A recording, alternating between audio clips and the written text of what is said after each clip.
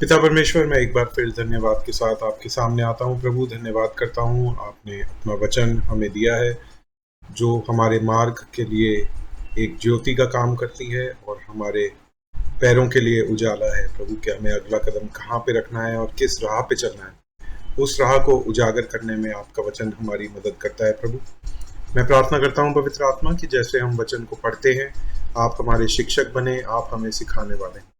और ये प्रार्थना प्रभु यीशु मसीह के नाम से मांगता हूँ, आमीन। दोस्तों, हमने अपनी पिछली स्टडी जो कि थोड़े समय पहले थी, उसमें हमने पहला पत्रस उसका पहला अध्याय देखा था। मैंने आपको बैकग्राउंड बताया था कि किस तरह से मसीह लोग जो तितर बितर थे और परेशानियों को झेल रहे थे, सताव को झेल रहे थे, उनके लिए पत्रस ने ये पत्री लिखी। और आज हम दूसरा अध्याय शुरू करते हैं। यहाँ पे इस तरह से लिखा है, इसलिए सब प्रकार का बैर भाव, छल कपट, डाह और बदनामी को दूर करके नए जन्मे हुए बच्चों के समान। इसलिए का क्या अर्थ समझ में आ रहा है यहाँ पे कि क्योंकि तुम विश्वासी हो, क्योंकि प्रभु ने तुम्हें बचाया है, इसलिए सब प्रकार की जो बेकार की बातें हैं उनको छोड़कर नए बच्चों के समान निर्मल आत्मिक दूध की लालसा करो, ताकि उसके द्वारा उद्धार पाने के लिए बढ़ते जाओ, क्योंकि तुमने प्रभु की भलाई का स्वाद चख लिया है। अब जिन लोगों ने एक बार स्वाद चख लिया, उनके लिए ज़रूरी है कि वो ग्रो करें, वो और ज़्यादा बढ़े हैं उस चीज़ के अंदर। और ग्रोथ एक विश्वासी के जीवन में आती है वचन के द्वारा, क्योंकि वचन हमारे लिए आत्मिक भोजन है। इस बात पे ध्यान दीजिएगा कि वचन यानी कि बाइबल, पवित्र शास्त्र, ना कि कोई प्रचारक जो अपने मन से बहुत अच्छा बोलने वाला हो, वक्ता हो, उसकी बातें जो अच्छी लगती हैं उनसे हमारी ग्रोथ नहीं होती। हमारी ग्रोथ होती है प्रभु के पवित्र वचन से, ठीक है। उसके पास आकर जिसे मनुष्यों ने तो निकम्मा ठहराया, परंतु परमेश्वर के निकट चुना हुआ और बहुमूल्य जीविता पत्थर है।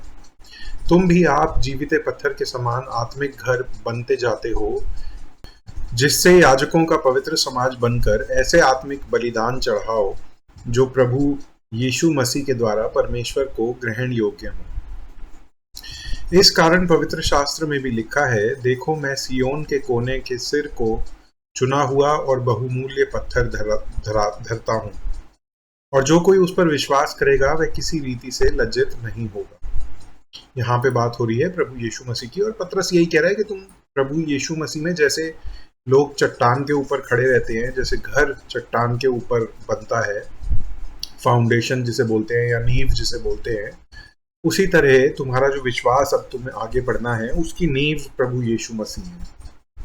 तो उनके ऊपर बने रहो, उनके ऊपर टिके रहो, उनके ऊपर आश्रित रहो। एक तरह से जो अपना वजन है वो उनके ऊपर डाले रहो, उनके सहारे खड़े रहो।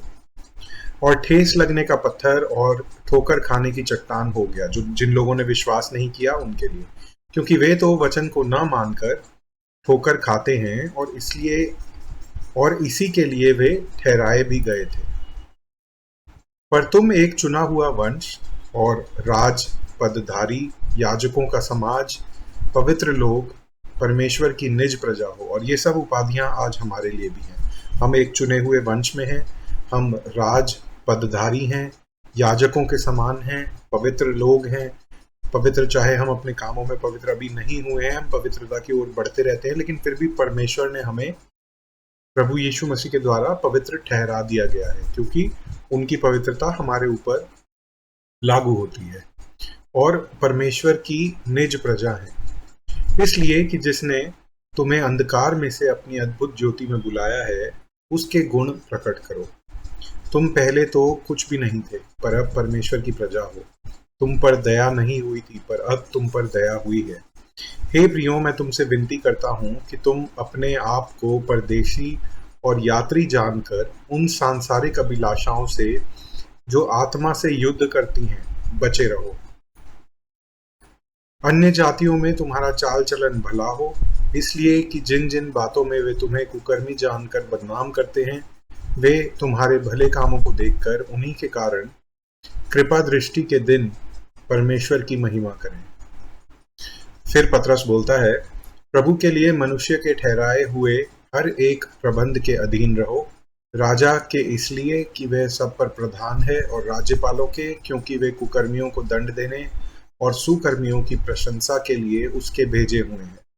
यहाँ पे देखिए कहीं ना कहीं बात ना जो रोमन राज्य था उसकी हो रही है, क्योंकि रोमन साम्राज्य के अंदर मसीह लोगों का बहुत सताव होता था, लेकिन फिर भी पतरस कह रहा है कि उनके अधीन रहो। ऐसे मत समझो कि अब हम इनसे रिबेल कर जाएं, जिसको बोलते हैं ना उनके विरोध में खड़े हो जाएं। ऐसा नहीं, उनके अधीन रहो फिर भी, क्योंकि परमेश्वर की इच्छा यह है कि तुम भले काम करने से निर्बुद्धि लोगों की अज्ञानता की बातों को बंद कर दो। अपने आप को स्वतंत्र जानो, पर अपनी इस स्वतंत्रता को बुराई के लिए आड़ न बनाओ। अब वही बात जो मैं आपसे कह रहा था कि अपने आप को स्वतंत्र जानो रोमन साम्राज्य से, लेकिन इस स्वतंत्रता को लेकर बुराई मत करो। मतलब उन लोगों से लड़ाई झगड़े और इस तरह की चीजें ना करो, परंतु अपने आप को परमेश्वर के दास समझकर चलो। सबका आदर करो, भाइयों से प्रेम रखो, परमेश्वर से डरो और राजा का सम्मान करो। सबका आदर करो, जो चाहे विश्वासी हो अविश्वासी हो। भाइयों से प्रेम रखो, जो विश्वासी भाई हैं उनसे खास प्रेम है। परमेश्वर से हमें डरना है, और जो राजा है उसका हमें सम्मान करना है। आज के समय में इसको राजा की जगह आप प्रधान कह सकते हो। हे सेवकों, हर प्रकार के भय के साथ अपने स्वामियों के अधीन रहो, न केवल भलों और नम्रों के पर कुटिलों के भी। अब यहाँ पे उस समय में स्लेवरी चलती थी, तो इसलिए इसका भी जिक्र यहाँ पे है। एक तरह से सर्वेंट्स यहाँ पे वर्ड ट्रांसलेट हुआ है इंग्लिश में। क्योंकि यदि कोई परमेश्वर का विचार करके अन्याय से दुख उठाता हुआ कलेश सहता है, तो यह सुहावना है। क्योंकि यदि, अब ये यहाँ पे ध्यान दीजिए, क्योंकि यदि तुमने अपराध करके घूसे खाए और धीरज धरा, तो उसमें क्या बड़ाई की बात है। पर यदि भला काम करके दुख उठाते हो और धीरज धरते हो, तो यह परमेश्वर को भाता है। और दोस्तों, ये उस समय पे मसीह लोगों के साथ हो रहा था और आज भी होता है। मसीह लोग दूसरों के लिए प्रार्थना करते हैं, उनसे प्रेम करते हैं, और उसी चीज की सजा उन्हें मिलती है। हम अगर लोगों को प्रभु यीशु मसीह का सुसमाचार बताते हैं, उसके पीछे भी कहीं ना कहीं हम वजह ये है कि हमें उन लोगों से प्रेम है। हम नहीं चाहते कि उनकी आत्मा अनंत काल के लिए नरक में जाए। हम चाहते हैं कि जिस प्रेम को हमने अनुभव किया है अपने बनाने वाले परमेश्वर को, जब हमने जाना है, तो उन्हें और लोग भी जाने, है ना। तो लेकिन इस बात के लिए मसीहों के ऊपर सताव आता है, और इन लोगों के ऊपर भी इसी बात के लिए सताव आ रहा था। इसलिए पतरस बोलता है कि भलाई करने में जब तुम्हें बदले में बुराई मिले, तो उसमें धीरज धरना, यह परमेश्वर को भाता है। और तुम, क्योंकि ऐसा ही प्रभु यीशु मसीह ने भी सहा ना, वो अच्छाई करने आए, लोगों को बचाने आए, और जिन लोगों को बचाने आए थे उन्हीं लोगों ने उनको क्रूस पे चढ़ा दिया। और तुम इसी के लिए बुलाए भी गए हो, क्योंकि मसीह भी तुम्हारे लिए दुख उठाकर तुम्हें एक आदर्श दे गया कि तुम भी उसके पद चिन्ह पर चलो। तो मसीह लोगों को बोला है अपने राइट्स, अपना आराम, अपना जीवन दूसरों के लिए दे देना। इसके लिए मसीह लोग बुलाए गए हैं, और प्रभु यीशु मसीह ने ये करके दिखाया।